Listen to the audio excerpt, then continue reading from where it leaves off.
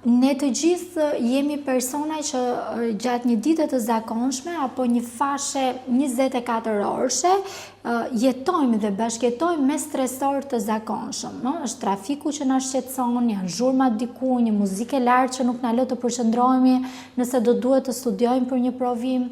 Mirë, po këto janë gjendje shumë normale që nuk impaktojnë apo nuk ndikojnë për të frenuar rutinën tonë, të na pengojnë që ne të funksionojmë si profesionistë, si prindër, ta kemi të vështirë për të çuar në punë.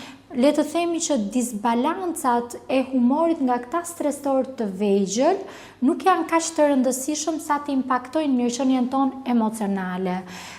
Flasim pasaj për situata më serioze, kur të gjitha këto që ne prekëm janë stresor real dhe kanë të bëjnë me momentin këtu dhe tani.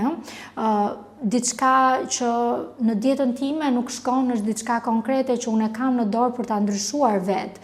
Nëse më shqetëson trafiku, është prap një faktor real që unë mund të mendoj për alternativa të gjej një rrugë që është e rrahur më me pak trafik, dhe nëse gjej këtë rrugën e shkurtër, me të kaluar këtë stresorin, unë do jem në gjendje më të balancuar. Kur flasim për gjendje ankthioze, janë shqetësime që kanë të bëjnë kryesisht me një kohë që nuk ka ardhur ende.